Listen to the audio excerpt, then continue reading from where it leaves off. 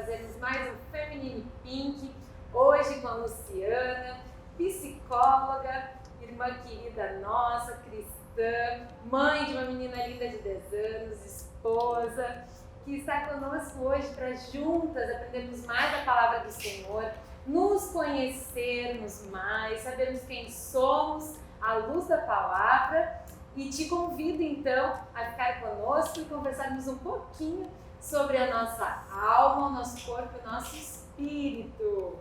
Quero trazer hoje uma palavra que está em Mateus 22, 37.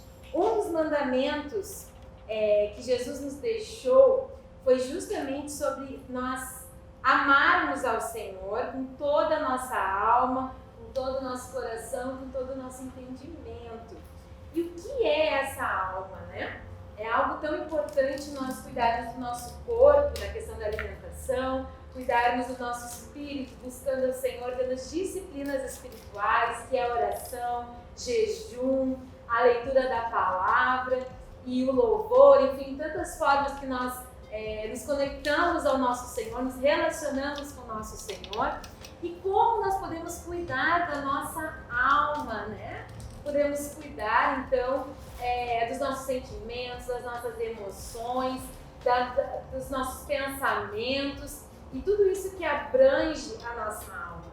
Então, queremos conversar um pouquinho hoje a respeito de sermos um ser vivente, como o Senhor nos criou, uma identidade no Senhor, né? Quando Deus formou o homem, Ele soprou nas narinas, como diz em Gênesis 2:7, e tornou o homem alma vivente, um ser vivente, né? E a alma, quando nós morrermos, a única coisa que vai ir para a glória é a nossa alma e o nosso espírito, porque o corpo como matéria, né, ele não vai.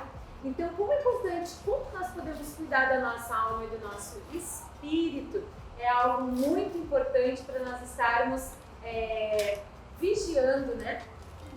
Diante do Senhor, no mundo espiritual também. Lu, como nós podemos cuidar então da nossa alma, do nosso corpo, do nosso espírito? Bom, cuidar do corpo, da alma e do espírito é essencial, né? Respeitando cada uma dessas partes, né? A palavra de Deus, eu acho que ela é clara quando ela fala pra gente sobre equilíbrio, não é? Cada vez que eu tento ter uma atitude de 8 ou 80, cuidar muito do corpo, eu vou descuidar do meu espírito. E o contrário também é verdade, não é? Então, sim, é importantíssimo que a gente atente para os cuidados do corpo, não é? E acho que já conversaste antes, né, com outras irmãs que deram muitas dicas preciosas, não é? Sim. Enfim, mas cuidar da nossa alma, para além das práticas das disciplinas espirituais, é a gente estar bem com a gente mesmo, não é? Eu me conhecer quem eu sou, né? E com isso eu vou entender qual a minha necessidade e vou poder então adotar, né, prática de um autocuidado adequado. Quando nós não temos uma prática de cuidados, nós podemos desenvolver alguma doença da alma? Sim, evidente que sim. Como seriam as doenças da alma? Assim? As doenças da alma, elas são as doenças psíquicas, não é? Ou psicossomáticas. É importante, né, a gente atentar para o cuidado da saúde mental. Isso é cuidar da nossa alma, não é? Cuidar dos nossos pensamentos, que vão repercutir em sentimentos e acarretar em comportamentos, não é? Então, sim, uma alma adoecida é uma mente adoecida e, por consequência, vai afetar as demais áreas da nossa vida. Então, Lu, essa questão da depressão, né? A gente tem visto hoje em dia muitas mulheres, muitas pessoas nessa geração em si, com essa questão da depressão. Pode um cristão, né, uma mulher cristã, estar com depressão, desenvolver uma depressão? Como funciona essa questão? Explica um pouquinho. Sim, é possível. pessoas de dentro e de fora da igreja desenvolvem transtornos depressivos, não é? E a gente tem exemplos, inclusive na Bíblia, né? Um personagem feminina, já que a gente está aqui, né, num papo entre elas, isso. Noemi, né, a sogra de Ruth, ela é um personagem para mim bastante emblemático, né, que fala muito pra gente sobre depressão. Por quê? A depressão, ela vai envolver uma visão negativa que eu tenho de mim mesma, não é, dos outros e do mundo. Né? A minha perspectiva de futuro, ela vai ser vista a partir de uma lente mais escura. E Noemi, então, após perder o seu marido, após perder os seus filhos, ela traz uma fala bastante depressiva. Não é? A visão que ela tinha dela mesma era muito triste, ela se via abandonada, ela se via inclusive punida pelo próprio Deus. Não é o fato de estar sem recursos, não é, sem o seu marido, sem os seus filhos, fez ela também trazer uma fala mais pesada, mais dura para as suas de angústia, noras, né? com certeza, né? E ela não tinha esperança de um futuro, não é? Então, sim, cristãos podem e têm quadros depressivos. E a gente tem que entender, porque assim como o nosso corpo tem algumas doenças, né? Um resfriado, um câncer, a nossa mente também tem. Então, muitas vezes precisa sim de medicação. Nós vamos orar, nós vamos jejuar, nós vamos ter as nossas disciplinas espirituais, né? Mas nós temos que entender que a medicina, muitas vezes, é sim o instrumento de Deus para a cura, Sim. né? E às vezes não é por um tempo prolongado, às vezes é por um breve período, às vezes sim é por mais tempo, né? Mas precisamos entender que algumas vezes vamos sim ser medicados em função de doenças na mente, né? Sim, com certeza. Inclusive eu lamento alguns quadros que eu vejo de pessoas no extremo sofrimento e lutando internamente por conta de preconceitos que são estabelecidos. Não é? Existe ainda uma resistência muito grande pela busca do serviço de saúde mental.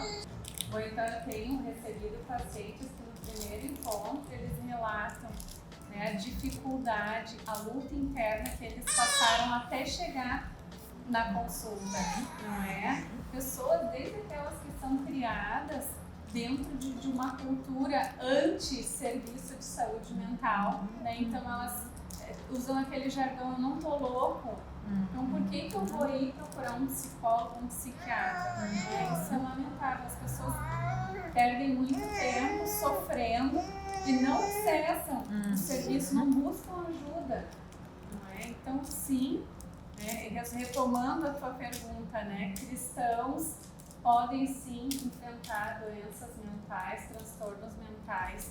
É importante que eles possam sim, né, ter liberdade para ir procurar um serviço de saúde mental. E como é importante na própria história de Noemi, a fidelidade, o amor da Ruth, né? Em cuidar dela. E quando alguém na família apresenta um quadro de depressão, né, de alguma doença psíquica, como é importante ter um apoio, né, um incentivo, um amor, de não só dizer que aquilo ali vai passar, ou que aquilo ali, mas um apoio, vamos procurar ajuda, eu estou contigo, né, para estar de alguma forma ajudando, né, não só em oração, também na busca, né, espiritual, mas de um profissional, né. Lu, fala um pouquinho para mim então sobre a ansiedade. Nós estamos vivendo um período também de uma mudança social, comportamental, e nós vemos, né, a questão da ansiedade afligindo muitas mulheres, muitas famílias. Bom, em relação à ansiedade, então, né, não sei se eu concordo que é o mal do século, mas é um dos maus do século, né? A gente tinha em 2019 um número já expressivo de pacientes diagnosticados com ansiedade. Em relação à depressão também, nós tínhamos em torno torno de 6% da população brasileira diagnosticada com a depressão. Estudos apontam para que no ano de 2020 esse número já cresceu.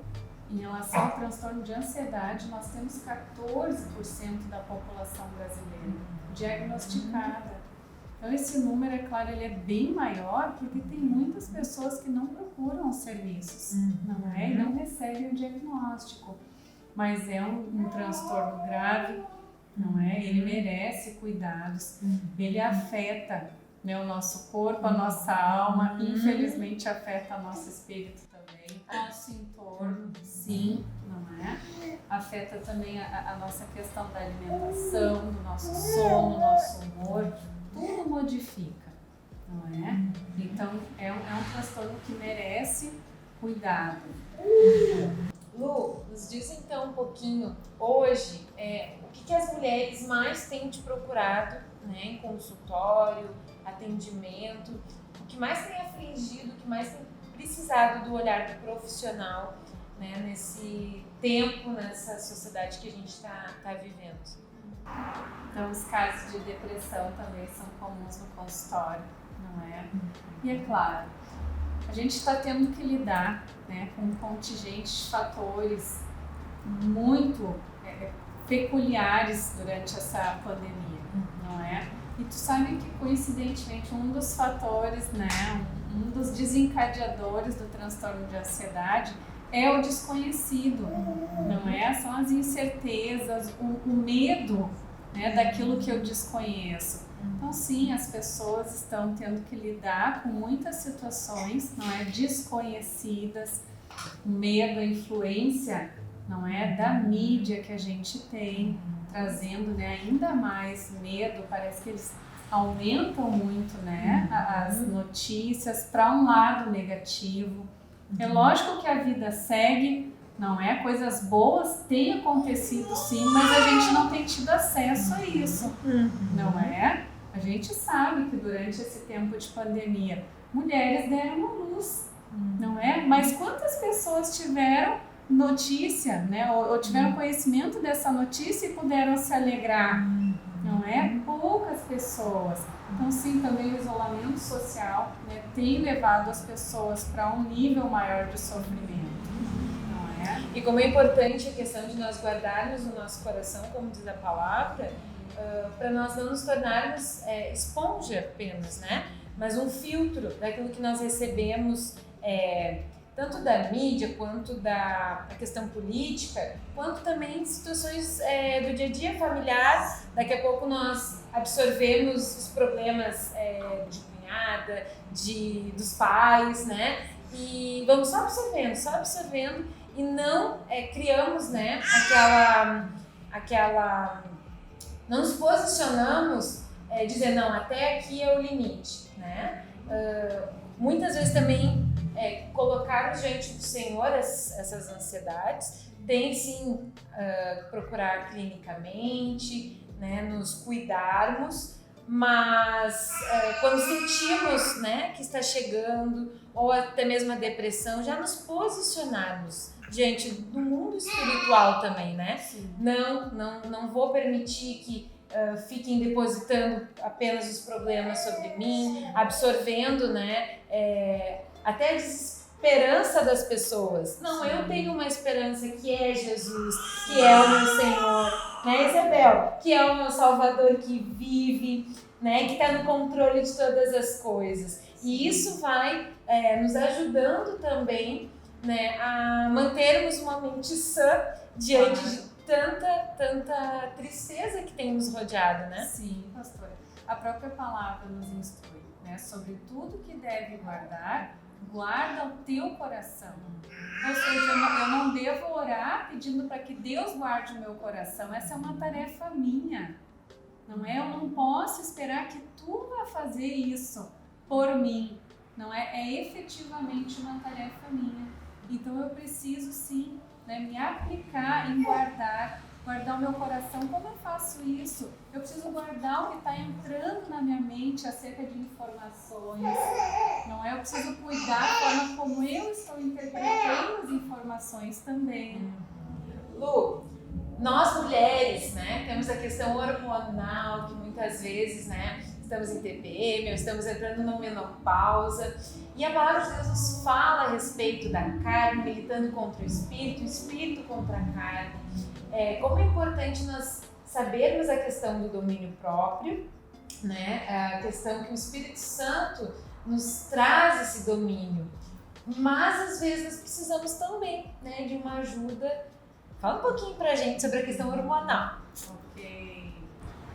Bom, sim, é verdade que a carne milita contra o espírito, né? Mas em relação à questão hormonal, a gente está falando de corpo, né? De biologia do nosso ser orgânico. Química. Química, exatamente. Não é? Então não é raro o caso da mulher que vem pedir oração, né, para pastorar, porque eu tô em constante TPM, né? Eu já escutei, eu tenho tensão pré-menstrual, eu tenho tensão pós-menstrual, enfim, né? E não conseguem lidar com a oscilação às vezes do humor, não conseguem dar conta de conter, né, picos de raiva, de agressividade, enfim. Nesse caso, o que é importante a gente também ponderar? Visitas regulares ao seu médico. É importantíssimo que a gente consiga praticar o autocuidado, não é? Então, visitar regularmente o ginecologista. Fazer os preventivos. Fazer exames preventivos, sim. Não é muito importante. Não é? Então, uma vez ao ano, ir até o ginecologista. Porque pode acontecer de nós estarmos desreguladas, Com né? certeza. E em função disso estarmos sofrendo por algo que teria um tratamento simples. Claro, com né? certeza. E que não é espiritual, é físico. Isso mesmo, e que a gente não vai conseguir, né, derrotar ou vencer só na oração e no jejum. É lógico que a prática disso é muito importante, mas existem questões que são efetivamente orgânicas e que a gente pode usar como recurso para tratamento médico, a orientação que ele nos dá, se é o caso de uma dieta, não é? Às vezes simplesmente seguir uma dieta já é efetivo. Na saúde alimentar, Sim. foi, né, que nós conversamos numa outra Feminine Pink, né, como reflete nessas questões também, Sim, né? sim. Então, esse é o Físicas. caso também de medicamento, né? Por que não? Não E a é? inteligência emocional, ela ajuda essa questão hormonal também? Como é que funciona isso? Pastora, nós somos um todo, não é? E sim, o nosso comportamento, ele sofre a influência dos nossos hormônios. Claro que vamos guardar das devidas proporções, não é? Mas a questão em relação à inteligência emocional, não é? A gente pode pensar como um principal guia, né, para a nossa vida e para a nossa prática de uma inteligência emocional ou para o desenvolvimento da inteligência emocional, o livro de Provérbios, que é recheado de bons conselhos, não é? O que a gente entende por inteligência emocional? É eu saber lidar com cada situação que aparece, não é? Que se apresenta para mim, agindo de forma adequada, reagindo de forma adequada. Eu saber fazer a administração das minhas emoções, não é? Quantas vezes, por causa de uma situação micro, a gente tem uma reação macro, não é? Isso não é inteligência emocional. Quantas vezes, por conta de uma situação pequena, eu já fico escabelada e aí aciono todo mundo, né? Coloco todo mundo lá em pânico comigo. Não, isso não se trata de inteligência emocional. E a palavra diz, né? Se nós queremos sabedoria, apenas precisamos pedir que o Senhor nos dá deliberadamente, ou seja, muito verdade. sabedoria nas situações, né? E para além de sabedoria, muito equilíbrio, não é? E o equilíbrio, ele está também em a gente praticar ou buscar ter o fruto do Espírito. Não é importantíssimo. Então, a inteligência emocional, ela está ali também, né? A Bíblia, ela é cheia de conselhos muito bons para que a gente consiga desenvolver essa inteligência emocional, para que a gente consiga se relacionar muito bem com a gente com o Deus que a gente ama, não é? E com as pessoas que estão à nossa volta, não é? O mundo precisa de pessoas com inteligência emocional. Amém, é verdade. Lu, e diante dessas situações, né, quando que as mulheres veem assim, luzinha amarela, não vou nem dizer seguindo a luz vermelha, né? Ó, tô precisando de ajuda. Qual é o sinal que a gente precisa ver para procurar ajuda, procurar um profissional, procurar um pastor, uma pastora? Né? Eu acredito que quando a luzinha amarela ela já está acesa, é porque a mulher já esgotou alguns recursos, não é? Ela já fez aquela famosa luta interna, não é? É comum as pessoas conversarem, e ter uma conversa interna, não é? Tentando se acalmar, não, isso vai passar, não é? Aí conversa com uma amiga, busca a pastora, o pastor. É comum as pessoas também fazerem campanhas de oração, enfim. Então, esgotados os recursos, não é? E essa pessoa percebe que não, tem coisa que não está, né, andando bem, ela está ali se sentindo mais esgotada, ela está percebendo um nível de tristeza um pouco maior, persistente, não só tristeza, mas às vezes um nível de desânimo, de apatia frente às situações da vida, está se percebendo um pouco mais agressiva também, não é? São todos sinais que a pessoa pode ir percebendo e que já indica, sim, é o momento de procurar ajuda.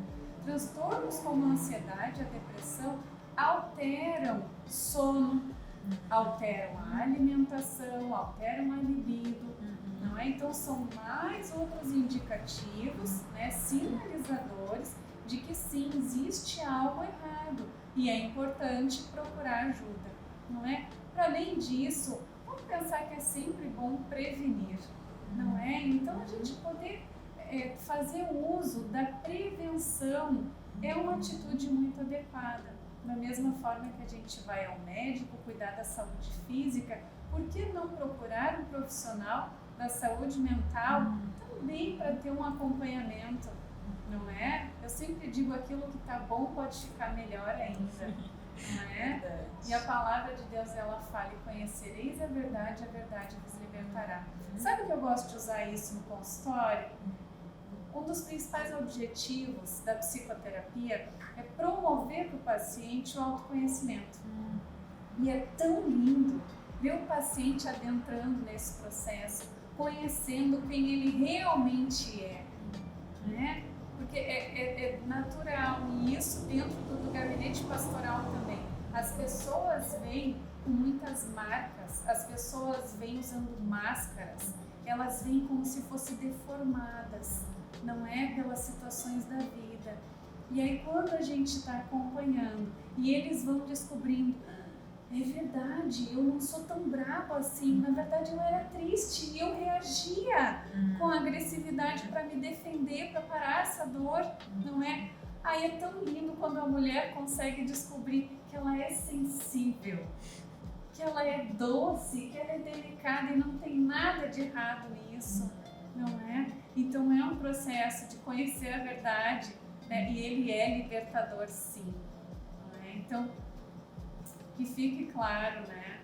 Todo sinal que a gente perceber é indicativo, não é? Se saiu do equilíbrio, se esgotou recursos e ainda não está legal, vai, é a hora de buscar. Não espera ficar pior, não espera chegar uma crise, né? Não vale a pena.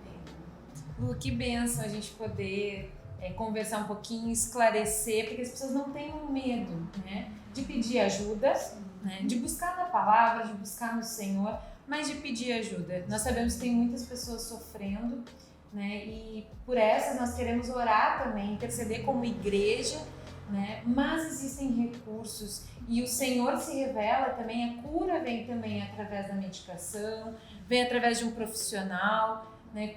Conhecimento, né? O povo perece por falta de conhecimento. Então, quando a gente busca isso, nós temos longevidade, nós temos alegria, mesmo em tempo de crise, mesmo, né, diante de situações difíceis que você possa estar passando, nós temos sim, né, como irmãos, como família da fé, mas também os profissionais para estarem ajudando. Eu creio sim que um psicólogo, todos os psicólogos são bênção porque trazem essa questão científica, mas quando nós buscamos um profissional cristão que tenha princípios cristãos, é bênção para a nossa vida. Então, quando nós procurarmos os profissionais da área da saúde, que nós tenhamos também isso no nosso coração, né? De não buscar nada que vai contra a nossa fé, nada que vai contra a palavra. Então, se o profissional está falando algo, né, te dando uma orientação, te dando uma instrução dentro do que a palavra de Deus também te traz, isso é bênção. Então, quando nós procurarmos um profissional, que possamos sim, né, analisarmos esse profissional dentro daquilo que é princípio para a nossa vida como cristãos e que é a palavra de Deus. E nesse momento eu quero te agradecer pelo teu tempo, teu carinho estar com a gente e vamos orar para nós buscarmos no Senhor, né, esse equilíbrio. Pai, nós te louvamos nesse dia, nessa noite, Senhor, pelo teu amor, pela tua fidelidade. Nós sabemos, Senhor, que nada foge do teu controle. Nos dá, Senhor, sabedoria. Eu oro, Senhor, para que cada mulher que está assistindo agora o Feminine Pink, nesse momento, possa sentir do Senhor um toque, que a sua fé cresça, que o seu amor cresça, que o seu autoconhecimento cresça em nome de Jesus, para que essas doenças todas possam sim, em Cristo Jesus, serem curadas, que nós possamos ter sabedoria, Senhor, para procurar ajuda, para nos ajudarmos mutuamente. Obrigada pela vida de cada psicólogo, Senhor, que tem colocado o seu coração a ajudar pessoas a se aproximarem de Ti, Senhor, a buscarmos em Ti, Senhor, essa plenitude, a paz, Senhor, que excede todo entendimento. Nos dá, Senhor, sabedoria como mulheres no lar, na família, uma inteligência, Senhor, emocional, como nós vimos aqui, para administrarmos, Senhor, os nossos sentimentos, as nossas emoções e sermos bênção onde quer que estejamos. Nós abençoamos em nome de Jesus cada mulher. Amém e amém. Senhor, te abençoe e que tu possa, querida, ter aí os melhores dias da tua vida na presença do nosso Senhor. Deus te abençoe.